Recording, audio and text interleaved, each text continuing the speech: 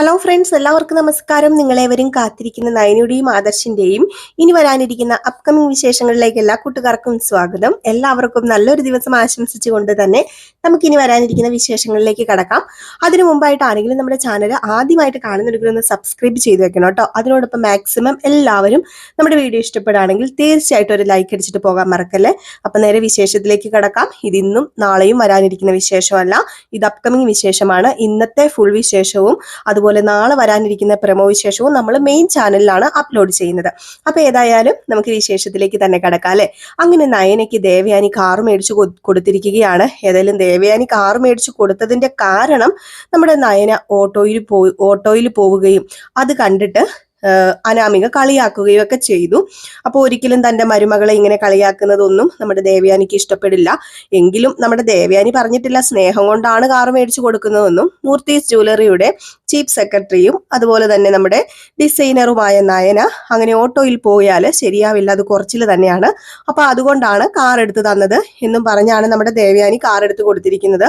അപ്പം ആ ഒരു ഇതിലാട്ടോ ഇതുവരെ സ്നേഹമുണ്ട് എന്ന്, അതായത് നമ്മുടെ ദേവയാനി നയനെ തിരിച്ചറിഞ്ഞു എന്ന് അറിഞ്ഞിട്ടില്ല നയനയോ അതുപോലെ തന്നെ മറ്റാരും അറിഞ്ഞിട്ടില്ല. അങ്ങനെ കാറൊക്കെ എടുത്തു കൊടുത്തു. ഈ കാറും കൊണ്ട് നയന ആദ്യമായിട്ട് അമ്പലത്തിലൊക്കെ പോയി പൂജയൊക്കെ കഴിഞ്ഞിട്ട് നേരെ കനകയുടെയും ഗോവിന്ദന്റെയും അടുത്തേക്കാണ് ചെന്നത്. അവർക്ക് ഒരുപാട് സന്തോഷമായി. പക്ഷേ നമ്മുടെ നവ്യയെക്കുറിച്ച് ഓർക്കുമ്പോൾ വിഷമം തന്നെയാണ് അവർക്കുള്ളത്. എങ്കിൽ പോലും നവ്യയും ആദർശും കൂടെ ആ ഒരു വിഷമമൊക്കെ മാറ്റി കൊടുക്കുകയാണ്. ഞങ്ങളുടെ കൺമുമ്പിൽ തന്നെയാണല്ലോ നവ്യേച്ചി ഉള്ളത്, പേടിക്കൊന്നും വേണ്ട അമ്മ, നവ്യേച്ചി എപ്പോഴും സേഫ് തന്നെയാണ്, കുഞ്ഞൊക്കെ ഉണ്ടായി കഴിയുമ്പോഴത്തേക്കും അബിയുടെ ആ ഒരു സ്വഭാവമൊക്കെ മാറുമായിരിക്കും എന്നൊക്കെ പറയുന്നുണ്ട്. അപ്പൊ ഇങ്ങനെ ഇരിക്കുമ്പം നമ്മുടെ അനാമിക വിചാരിച്ച കാര്യങ്ങളൊന്നും അങ്ങോട്ട് നടക്കുന്നില്ല. അനാമിക ഒരുപാട് കാര്യങ്ങളൊക്കെ ചെയ്തു വെച്ചിട്ടും അവിടെ നയനയ്ക്ക് ഒരു കോട്ടവും തട്ടുന്നില്ല. അപ്പൊ അതുകൊണ്ട് തന്നെ ഇനി എന്ത് ചെയ്യാം, ഇനി എങ്ങനെ നയനയെ എല്ലാവരിൽ നിന്നും അകറ്റും? എല്ലാവർക്കും നയനയോട് സ്നേഹം തന്നെയാണ്, ഇപ്പം വന്ന് വല്യമ്മയ്ക്ക് സ്നേഹമാണ്. അപ്പൊ എങ്ങനെ അകറ്റും എന്നൊന്നും അറിയില്ല. ചെയ്യുന്നതെല്ലാം തിരിച്ചടിയായിട്ട് തന്നെയാണ് വരുന്നത്. അപ്പൊ ഇനിയിപ്പോ ഓഫീസിലെ ആ ഒരു പദവി നഷ്ടപ്പെടുത്തുക, ഓഫീസിൽ എല്ലാവർക്കും നയനയെ ഭയങ്കര കാര്യമാണ്. അങ്ങനെ ഓഫീസിലുള്ളവർക്കും അതുപോലെ അവിടെ വരുന്ന വലിയ വലിയ ഉദ്യോഗസ്ഥരല്ല, വലിയ കമ്പനിയിലെ ആൾക്കാരൊക്കെ ഉണ്ട്. അപ്പൊ അവർക്കൊക്കെ നമ്മുടെ നയനയുടെ ആ ഒരു ഡിസൈൻസ് ഒക്കെ ഭയങ്കര ഇഷ്ടമാണ്. അങ്ങനെ വലിയ ഡിസൈൻസറൊക്കെ വരുന്നുണ്ട്, വലിയ ഡിസൈൻസേഴ്സ് ഒക്കെ ഉണ്ട്. അപ്പൊ ഇവർക്കൊക്കെ ഭയങ്കര ഇഷ്ടമാണ് നമ്മുടെ നയനയുടെ ആ ഒരു ആർട്ട് എന്ന് പറയുന്നത്. അപ്പം അവർക്ക് നമ്മുടെ നയന അതിൻ്റെതായ പ്രാധാന്യവും കൊടുക്കുന്നുണ്ട്. നയന എല്ലാവരുടെയും മുമ്പിൽ ആ ഒരു പവറോട് കൂടിയോ ഒന്നും അല്ല നിൽക്കുന്നത്, എപ്പോഴും നമ്മുടെ നയനയായിട്ട് തന്നെയാണ് നിൽക്കുന്നത്.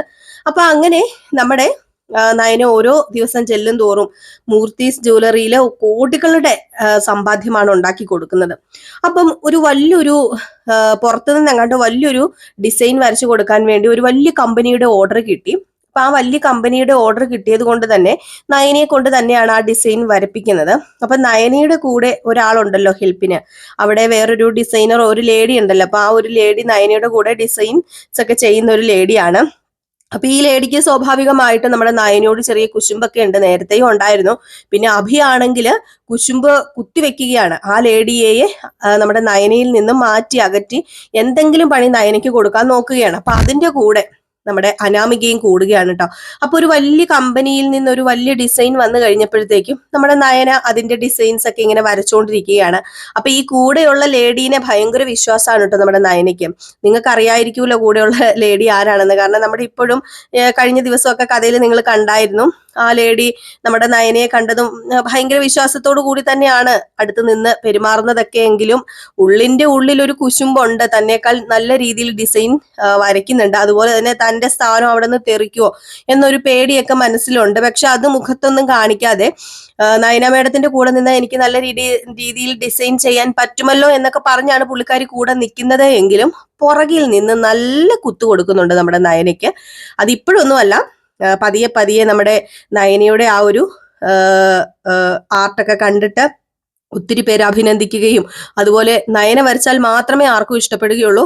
അപ്പൊ ആ കുട്ടി വരയ്ക്കുന്ന ഡിസൈൻസ് ഒന്നും ആർക്കും പിടിക്കുന്നില്ല. അപ്പൊ അതിന്റെ സ്ഥാനം അവിടെ നിന്ന് തെറിക്കോ എന്നുള്ളൊരു ഭയമാണ് അതിനെ ഈ ഒരു നെറുകേട് ചെയ്യിപ്പിക്കുന്നത്. അങ്ങനെ വലിയ കമ്പനിയിൽ നിന്ന് തന്നെ, അതും പുറത്തുനിന്ന് വലിയ കമ്പനിയിൽ നിന്ന് തന്നെ ഒരു ഡിസൈൻ ഇങ്ങനെ വരികയാണ്. അപ്പം നമ്മുടെ നയന ഒരു ഡിസൈൻ കാണിച്ചു, അതവർക്ക് ഭയങ്കരമായിട്ട് ഇഷ്ടപ്പെട്ടു. അപ്പൊ ഈ ഡിസൈൻ തന്നെ ഞങ്ങൾക്ക് ചെയ്തു തരണമെന്ന് പറയുകയാണ്. അപ്പൊ ഇത് നമ്മുടെ അനന്തപുരി തറവാട്ടിൽ തന്നെ വലിയൊരു ചർച്ചാ വിഷയമാകുന്നുണ്ട്. കാരണം നയനെ അത്രയ്ക്കും വലിയൊരു ഈ ലോകമെമ്പാടും വെച്ച ഒരു മത്സരങ്ങളിലൊക്കെ പങ്കെടുക്കുകയും, നയനയല്ല പങ്കെടുക്കുന്നത്, നയനയുടെ ആ ഒരു ഡിസൈൻ അവര് വിലയിരുത്തുന്നുണ്ട്. ആ ഒരു ഡിസൈൻ എല്ലാം വെച്ച് നോക്കുമ്പോൾ നയനയുടെ ഡിസൈൻ തന്നെയാണ് ഏറ്റവും നല്ലത് അപ്പൊ ആ ഒരു പൊസിഷനിലേക്കൊക്കെ നമ്മുടെ നയന എത്തിക്കഴിഞ്ഞിരിക്കുന്നു. അപ്പൊ അതുകൊണ്ട് തന്നെ നയനയ്ക്ക് ഒരു പ്രത്യേക സ്ഥാനം നമ്മുടെ അനന്തപുരി തറവാട്ടിലുണ്ട്. സത്യം പറഞ്ഞു കഴിഞ്ഞിട്ടുണ്ടെങ്കിൽ ഇപ്പൊ ആദർശോ അനന്തമൂർത്തിയോ ഒന്നും അല്ല, നയനയെ ഡിപ്പെൻഡ് ചെയ്താണ് മൂർത്തീസ് ജ്വല്ലറി പോകുന്നത്. അപ്പൊ ഇത് എങ്ങനെയെങ്കിലും തകർത്ത് നമ്മുടെ നയനയിലെ എല്ലാവർക്കും വെറുപ്പ് സമ്പാദിക്കണം. നയന തന്റെ മൂർത്തീസ് ജ്വല്ലറിക്ക് വേണ്ടി ഒന്നും തന്നെ ചെയ്യുന്നില്ല, ഇത് മറച്ചു വിറ്റു, എത്രയോ കോടി രൂപയ്ക്ക് വേണ്ടി മറച്ചു വിറ്റു എന്ന് വരുത്തി തീർക്കുകയാണ്. അപ്പൊ ആ വലിയ കമ്പനി ഡിസൈൻ ചോദിച്ചു കഴിഞ്ഞപ്പോഴത്തേക്കും ആദർശ ആ ഡിസൈൻ, നമ്മുടെ നയന വരച്ച ഡിസൈൻ ഇഷ്ടപ്പെട്ടിട്ട് അത് ഫയലിലൊക്കെ ആക്കി വെച്ചിരിക്കുകയാണ് കൊടുക്കാൻ. പക്ഷെ ആ ഡിസൈനിൽ വ്യത്യാസം വരുത്തി അത് വേറൊരു ഡിസൈൻ ആയിട്ടാണ് അത് ഇവർ മെയിൽ ചെയ്ത് കൊടുക്കുന്നത്. അപ്പൊ അവർക്ക് ഇമ്പോർട്ടൻസ് ആണ് ഈ ഒരു ഇത് കിട്ടുക എന്ന് പറയുന്നത്. ആ മെയിൽ കിട്ടിക്കഴിയുമ്പോഴാണ് അവർക്ക് മനസ്സിലാക്കുന്നത് ഇത് ആദ്യം കാണിച്ച ഡിസൈൻ അല്ല. അപ്പൊ മൂർത്തീസ് ജ്വല്ലറി പറ്റിച്ചു. അപ്പൊ മൂർത്തീസ് ജ്വല്ലറി പറ്റിച്ചു എന്നല്ലേ വരത്തുള്ളൂ. അപ്പൊ ഇത് മാറി വെക്കുന്ന ആരാണെന്ന് ചോദിച്ചിട്ടുണ്ടെങ്കിൽ അഭിയുടെയും അനാമികയുടെയും ഒക്കെ സഹായത്തോടു കൂടി തന്നെ ആ പെൺകുട്ടിയാണ് ഇത് മാറി വെക്കുന്നത്. നമ്മുടെ നയനയുടെ കൂടെ ഡിസൈൻ ചെയ്തുകൊണ്ടിരുന്ന ആ പെൺകുട്ടിയാണ് ഇത് മാറ്റിവെക്കുന്നത്. മാറ്റിവെക്കുന്നതിന് മുമ്പായിട്ട് തന്നെ നയനയെ കുറിച്ച് ഓരോന്നിങ്ങനെ പറയുന്നുണ്ട് കേട്ടോ. മുത്തച്ഛനും മുത്തശ്ശിയും നമ്മുടെ വീട്ടിലെ ഭാഗ്യമായിട്ടുള്ള മരുമകൾ തന്നെയാണ്. അന്ന് പുരോഹിതൻ പറഞ്ഞപ്പോഴാരും വിശ്വസിച്ചില്ലല്ലോ, ദേവയാനി നീ പോലും വിശ്വസിച്ചില്ലല്ലോ. ഇപ്പൊ കണ്ടില്ലേ, നമ്മുടെ മൂർത്തീസ് ജ്വല്ലറി ഇപ്പൊ അറിയപ്പെടുന്നത് നയനയുടെ പേരിലാണ് എന്നൊക്കെ പറയുന്നുണ്ട്. അപ്പൊ എല്ലാവർക്കും ഭയങ്കര സന്തോഷമൊക്കെ ആയ ഒരു നിമിഷമാണ്. കനകയും ഗോവിന്ദനും ഒക്കെ ഒരുപാട് അഭിമാനിക്കുന്ന ഒരു നിമിഷമായിരുന്നു അത്, ആ കമ്പനിയുടെ ഒരു ഓർഡർ കിട്ടിയത്. അങ്ങനെ നമ്മുടെ ആദർശ ഓഫീസിലിരിക്കൽ തന്നെ പെട്ടെന്ന് ആ കമ്പനിയിൽ നിന്ന് അടുത്തൊരു മെയിൽ വരികയാണ്.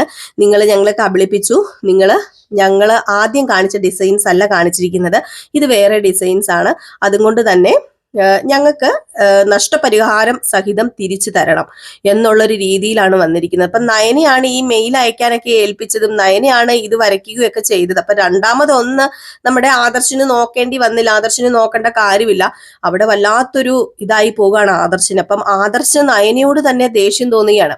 അപ്പം വേറെ ചില കൂട്ടര് വിളിച്ചു പറയുന്നുണ്ട്, അതായത് വേറെ കമ്പനിക്കാർ പറയുന്നുണ്ട്, അത് ആദർശിനോടല്ല പറയുന്നത്, മറ്റേ ഒരു അമേരിക്കൻ കമ്പനി ഉണ്ട്, നമ്മുടെ നയനയുടെ ആ ഒരു ഡിസൈൻ ആവശ്യപ്പെട്ടവര്, അവർക്കാണല്ലോ വേറെ ഡിസൈൻ ചെന്നത്. അപ്പൊ അവരോട് വേറൊരു ഡിസൈൻ ചെയ്തു കൊടുത്തവർ പറയുന്നുണ്ട് ഞങ്ങൾക്ക് അത് മറിച്ചു വിറ്റു തന്നു എന്ന് വേറൊരു കമ്പനിക്കാർ പറയുന്നുണ്ട്. അപ്പൊ അവരും വിശ്വസിക്കുന്നത് അപ്പം അവരെക്കാൾ കൂടുതൽ പൈസ ഇവർ കൊടുത്തിട്ട് മറിച്ചു വിറ്റതായിരിക്കും. ആ കാര്യം ഈ കമ്പനിക്കാർ വിളിച്ച് നമ്മുടെ ആദർശിനോട് പറയുകയും, ആ അമേരിക്കൻ കമ്പനിക്കാർ വിളിച്ച് ആദർശിനോട് പറയുകയും, അങ്ങനെ ആദർശ് അപ്പം നയന ആരോടും ചോദിക്കാതെയും പറയാതെയും ഇത് മറിച്ചു വിറ്റു എന്നൊരു ഇത് വരികയാണ്. അവിടെ പെട്ടെന്നൊരു തെറ്റിദ്ധാരണ നമ്മുടെ ആദർശനം ഉണ്ടാവുകയാണ്. അപ്പം നയന ഇത് ചെയ്യുന്നത് മൂർത്തീസ് ജ്വല്ലറിക്ക് കൂടുതൽ വരുമാനം കിട്ടാനായെന്ന് ഒരു ചിന്ത ആദർശനുണ്ട്. എങ്കിൽ പോലും തന്നോട് അത് ചോദിക്കാതെ താനാണല്ലോ അവിടെ അപമാനിതനായത്. അപ്പൊ അതിന്റെ ഒരു ദേഷ്യം നമ്മുടെ നയനയുടെ അടുത്ത് കാണിക്കുകയാണ്. അപ്പം നയനയോട് ഈ കാര്യം പറയുമ്പോഴത്തേക്കും നയന പറയാണ്, ഇല്ല ആദർശേട്ടാ, ഇല്ല, ഒരിക്കലും ഞാനത് ചെയ്തിട്ടില്ല, ഞാന് ആദർശേട്ടനെ കാണിച്ചില്ല ആ ഒരു ഡിസൈൻ, ആ ഡിസൈൻ തന്നെയാണ് ഞാൻ വെച്ചത്, അല്ലാതെ ഞാൻ വേറൊരു വ്യത്യാസവും വന്നിട്ടില്ല, അതിന്റെ ഒരു ചെറിയ കല്ലിന് പോലും ഒരു വ്യത്യാസം വന്നിട്ടില്ല, കളർ സഹിതം ഞാൻ ചെയ്തു വെച്ച ആ ഒരു ഇതാണ് മെയിൽ ചെയ്തതെന്ന് പറയാണ്. അപ്പൊ ഇത് വിശ്വസിക്കാൻ കഴിയുന്നില്ല, വിശ്വസിക്കുന്നതിലും അപ്പുറമാണ്. പക്ഷേ ഇതിനൊക്കെ, അതായത് നമ്മൾ എന്ത് കള്ളത്തരം ചെയ്താലും അതിനെന്തെങ്കിലും ഒരു തെളിവ് അവശേഷിക്കുമെന്ന് പറയുന്നത് പോലെ തന്നെ ഈ കള്ളത്തരത്തിനും ഹബിയും ഈ അനാമികയും ഒക്കെ കൂടി വലിയൊരു മണ്ടത്തരം കാണിച്ചു വെക്കുന്നുണ്ട്. അവിടെ നമ്മുടെ നയനയുടെ സത്യസന്ധത തെളിയുന്നുണ്ട്. എങ്കിൽ പോലും ആ ഒരു 2-3 ആഴ്ച നമ്മുടെ നയന വല്ലാത്തൊരു അവസ്ഥയിലൂടെയാണ് കടന്നു പോകുന്നത്. ഒരു പ്രൂഫും ഇല്ലാതെ നയന അത് ചെയ്തതല്ല എന്ന് നയനയ്ക്ക് അറിയാം. പക്ഷെ നയന തന്നെയാണ് മെയിൽ അയച്ചത്, അവരാരും അല്ല മെയിൽ അയച്ചത്. അപ്പൊ മെയിൽ അയച്ചതിൽ ഒരു തിരുത്തി ഇവർ കൊടുത്തു.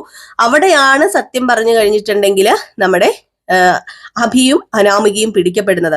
ഈ നയന അയച്ച മെയിൽ തിരുത്തി അയച്ചത്. അപ്പൊ അങ്ങനെ കുറച്ച് സംഭവങ്ങളൊക്കെ നടക്കുകയാണ്. അപ്പോൾ 1-2 ആഴ്ചത്തോളം നമ്മുടെ നയന ടെൻഷൻ അടിച്ചിരിക്കുകയും ആദർശും നയനയും തമ്മിൽ എന്താ പറയുക, അവർ തമ്മിലുള്ള ആ ഒരു ദേഷ്യവും, ആദർശന് നയനോട് ദേഷ്യമൊക്കെ തോന്നുന്നുണ്ട്. അപ്പം നയന തന്നെയാണ് ഇത് ചെയ്തത്, മെയിൽ അയച്ചത് നയനയാണല്ലോ, വേറെ ആരും അല്ലല്ലോ. വേറെ ആരും നയനയുടെ ക്യാബിനിൽ വരാറുമില്ല, അത് യൂസ് ചെയ്യാറുമില്ല. അപ്പം പിന്നെ മെയിൽ അയച്ചത് നയന തന്നെയാണെന്ന് വരുത്തി തീർക്കുകയാണ്.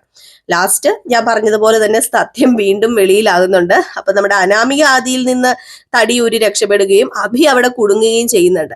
അപ്പൊ അബിക്ക് ഒരു ചെറിയൊരു പൊസിഷനും ഒരു ചെറിയൊരു സ്ഥാനമൊക്കെ കൊടുത്തിരുന്നു. ഒരു ചെറിയൊരു സ്റ്റാഫായിട്ട് 50,000 രൂപയാണ് ശമ്പളം കൊടുത്തിരുന്നത്.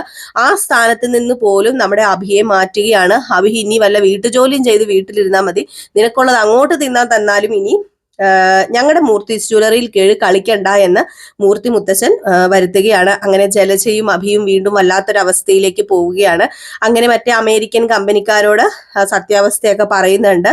ലാസ്റ്റ് അവർ ഈ ഒരു മെയിൽ ഏറ്റെടുക്കുന്ന ഒന്നും ഇല്ല, പക്ഷെ വേറൊരു കമ്പനിക്കാര് അത് ഏറ്റെടുക്കുകയും കോടികളുടെ ലാഭം കിട്ടുകയും ഒക്കെ ചെയ്യുന്നുണ്ട്. അപ്പൊ ഈ കള്ളത്തരത്തിനൊക്കെ കൂട്ടുനിന്ന ആ ഒരു സ്റ്റാഫ് ഉണ്ടല്ലോ, ഡിസൈനർ ആയിട്ട് നമ്മുടെ നയനയുടെ കൂടെ നിന്ന് സ്റ്റാഫിനെയും അവിടെ നിന്ന് ഔട്ടാക്കുകയാണ്. അപ്പൊ ഏതായാലും ഇതുപോലെയുള്ള അടിപൊളി വിശേഷങ്ങളൊക്കെ ഇനി വരാനിരിപ്പുണ്ട്. നമ്മുടെ നയനയെ കൊടുക്കാൻ വേണ്ടി പല പല കാര്യങ്ങൾ ചെയ്തു കൂട്ടുന്നുണ്ട്. എങ്ങനെയെങ്കിലും നയനയെ ആ ഒരു പൊസിഷനിൽ നിന്നും മാറ്റണം. നയനയ്ക്ക് മൂർത്തി ജ്വല്ലറിയിൽ ഒരു സ്ഥാനം ഉണ്ടാകാൻ പാടില്ല. ഇതിനോടൊപ്പം തന്നെ താൻ ഡിസൈനിങ് പഠിച്ച് ഞാൻ ഒരു ഡിസൈനർ ആയിട്ട് കയറിക്കോളാം എന്ന് പറഞ്ഞ് അനാമിക വലിയ ഡിസൈൻസ് ഒക്കെ പഠിക്കാൻ വേണ്ടിയൊക്കെ തുടങ്ങുന്നുണ്ട്. ഏതായാലും അനാമികയല്ലേ, വേറെ ആരും അല്ലല്ലോ. ചെയ്തു വെക്കുന്നതെല്ലാം സത്യത്തിൽ താൻ കുഴിച്ച കുഴിയിൽ താൻ തന്നെ വീഴുമെന്ന് പറയുന്ന പോലെയുള്ള കാര്യങ്ങളൊക്കെയാണ്. അപ്പൊ അതുപോലെ തന്നെയാണ് നമ്മുടെ അനാമികയ്ക്ക് ആർത്തി മൂത്ത് ഓരോന്ന് ചെയ്യുന്നുമുണ്ട്. പക്ഷെ അത് അനാമിക തന്നെ കുഴിക്കുന്ന കുഴിയായിട്ട് തീരുകയും ചെയ്യുന്നുണ്ട്. അപ്പൊ ഏതായാലും കാത്തിരിക്കുക. ഞാൻ ഒത്തിരി വലിച്ചു നീട്ടി ബോറടിപ്പിക്കുന്നില്ല. കാരണം നമുക്കെല്ലാവർക്കും ചുരുക്കത്തിൽ കേൾക്കാനാണല്ലോ ഇഷ്ടം. അതുകൊണ്ടാണ് നമ്മുടെ ഫുൾ വിശേഷമൊക്കെ പറയുകയാണെങ്കിൽ നമ്മളൊരു 20 മിനിറ്റ് ഒക്കെ ഇടാറുണ്ട്. പിന്നെ നിങ്ങൾക്ക് എത്രയും ചുരുക്കത്തിൽ നിങ്ങൾക്ക് മനസ്സിലാവുന്ന രീതിയിൽ പറയുന്നോ അതാണ് നമ്മുടെ പ്രേക്ഷകർ ആഗ്രഹിക്കുന്നതെന്ന് അറിയാം. അതുകൊണ്ടാണ് ഞാൻ ഇതിലൊരു 14 മിനിറ്റ് കൂടുതൽ ഒരിക്കലും ഒരു വീഡിയോ ഇടാത്തത്. അപ്പം ബാക്കി ഇതിന്റെ ബാലൻസ് കഥയായിട്ട് നമ്മൾ നാളെ ഉച്ചയ്ക്ക് ഒരു 12:30, 12:45 ആ ഒരു സമയത്ത് 1 മണിക്കുള്ളിലൊക്കെയാണ് നമ്മൾ എന്നും സ്ഥിരം അപ്കമിങ് വിശേഷങ്ങളൊക്കെ ഇടുന്നത് കേട്ടോ. അപ്പൊ ഈ വരാനിരിക്കുന്ന വിശേഷങ്ങളാണ് ഞാനിപ്പോ പറഞ്ഞത്. അത് ചിലപ്പം ഈ ആഴ്ചയോ അടുത്ത ആഴ്ചയോ കാണിക്കണമെന്നില്ല, ചിലപ്പോൾ 1 മാസമൊക്കെ എടുത്തേക്കും. പിന്നെ കുറച്ച് പേര് നമ്മളോട് പ്രേക്ഷകർ പറഞ്ഞിട്ടുണ്ട്, ഇന്ന് നാളെയൊക്കെ വരുന്ന വിശേഷം ഞങ്ങൾക്ക് അറിയാവുന്നതാണല്ലോ, ഇന്ന് വരുന്ന വിശേഷം വൈകിട്ട് ഞങ്ങൾ കാണും. അപ്പൊ അതുകൊണ്ട് തന്നെ അപ്കമിങ് വിശേഷങ്ങൾ ഇടാമോ എന്ന് ചോദിക്കുന്നവർക്ക് വേണ്ടി നമ്മൾ തുടങ്ങിയ ചാനലാണ്. കുറച്ചു പേര് പറയുന്നുണ്ട് എന്തിനാണ് വെറുതെ മുൻകൂട്ടി പറയുന്നത് എന്നൊക്കെ ചോദിക്കാറുണ്ട്. അപ്പൊ അതുകൊണ്ട് ആവശ്യക്കാർക്ക് വേണ്ടി മാത്രമാണ് കേട്ടോ. നമുക്ക് ഈ ഒരു വിശേഷം, അപ്കമിങ് വിശേഷം കേൾക്കാൻ താല്പര്യമുള്ളവർക്ക് വേണ്ടി മാത്രമാണ് നമ്മൾ ഇടുന്നത്. അങ്ങനെ താല്പര്യം ഇല്ലാത്തവര് കാണാതിരിക്കുക കേട്ടോ. അപ്പൊ എല്ലാവർക്കും വീണ്ടും നല്ലൊരു ദിവസമൊക്കെ ആശംസിച്ചുകൊണ്ട് നിർത്തുകയാണ്. അപ്പൊ നെക്സ്റ്റ് ഒരു അടിപൊളി വീഡിയോ ആയിട്ട് കാണാം. അതുവരെ എല്ലാവർക്കും ടാറ്റാ, ബൈ ബൈ.